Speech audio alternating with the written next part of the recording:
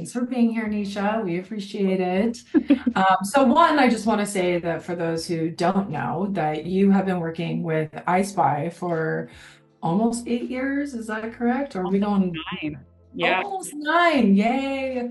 So you've been amazing to work with, not only with EyeSpy, but you also do other clients as well for, Orange Summits. You've done other places as well as far as their newsletter, their social media.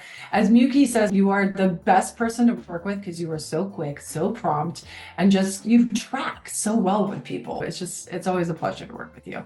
Thank you. That's great to hear.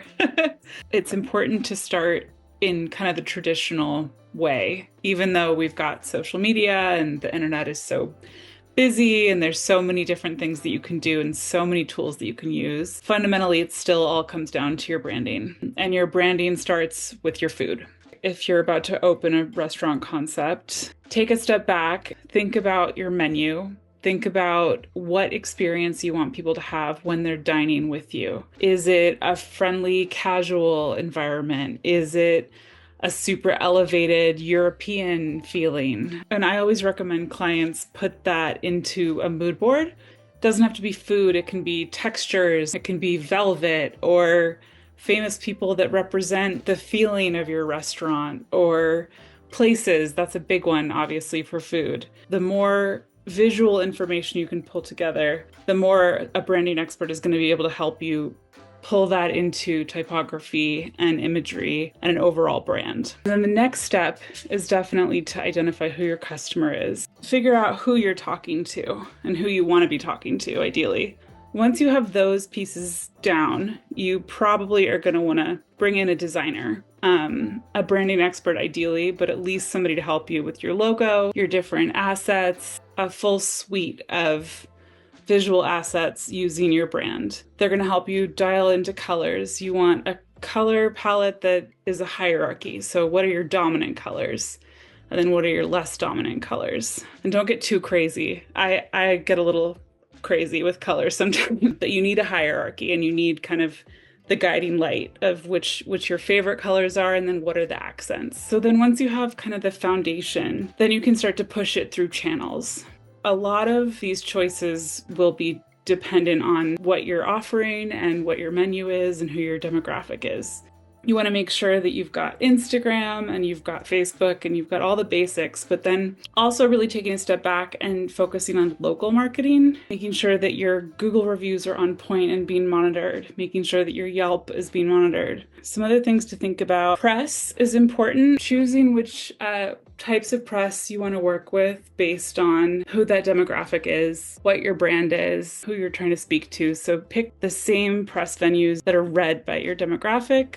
I think that's essentially like the very starting point. And then once you get rolling, you want to make sure that all of your information from your customers is going to your newsletter. Your newsletter is going out roughly weekly, if not a little bit less, to make sure you're communicating any promotions, any new things. All that information should be going through social as well. You've got the information you want to share, and then you've got a bunch of channels that you can share it through. Yeah, so local super important, and the more that you can collaborate with your community and tap into events, the better. And we try on our EyeSpy blog to list all of the local events in the Bay Area that you can tap into in advance so that you can call the organizers and try to participate in some way. And then you get shared by, the local Chamber of Commerce and all the other restaurants that are also participating. And you get to support each other because your people are right there. So wherever they're going near you, you want to be in front of them,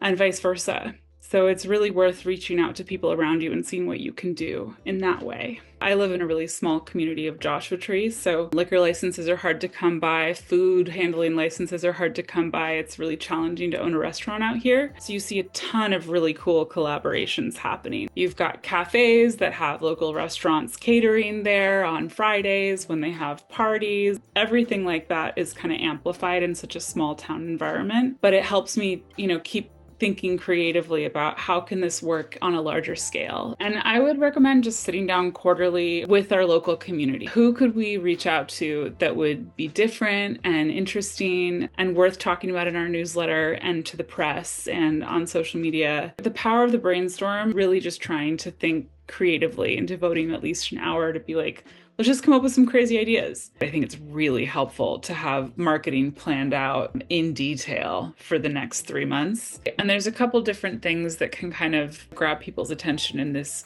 ocean of content that you're trying to stand out from. If we have anything that we're giving that's extra, I always lead with that. So if we're offering a free glass of champagne for Mother's Day, that's the subject line. Instead of just saying something like fall vibes or like anything that's typically associated with that month is actually kind of a bad idea. Everybody else is doing it too. It's easy to fall into that with marketing because you're basing everything on the calendar anyway, but you really want to be like, all right, everybody else is talking about X. Maybe there's something I can add on top of that. People are very visual. So in terms of layout, I definitely recommend erring on the side of less text and more content. And a lot of times it's really worth having a subscription to a stock photo site. It can really level up your content. I always say, give 3 things and ask for 1 thing. You just want to be providing information, something that's helpful or beautiful.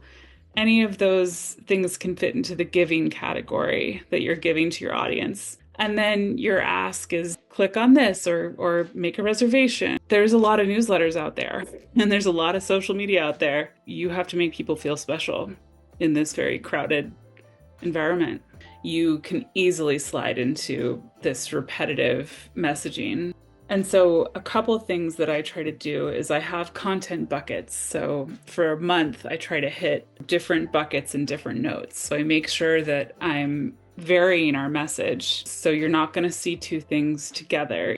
You're varying content that is similar, but you're trying to make it interesting from different angles because different people might find it interesting from different angles. And then the other thing is just, you just want to think about what's going on locally, like we talked about, seasonality, really just dig into creativity. That is kind of the art of it, is to avoid repetition by making it feel different. The big question is social media worth it? Is PR worth it? Does branding matter? There's a sales funnel and there's lower funnel and upper funnel. Lower funnel is when you can see direct conversions. So it's when you know something is causing sales. And you've got websites and newsletters are kind of lower on that scale. And then things get much more ephemeral up top, and social media and PR and all of those different platforms. But it is so frustrating to not be able to see conversions. It's a good question. It's worth keeping your eye on. You want good analytics and you want to make sure you're reaching people. It's upper funnel. It's awareness. One of the most important assets that I could recommend is invest in a good photographer, do a quarterly photo shoot,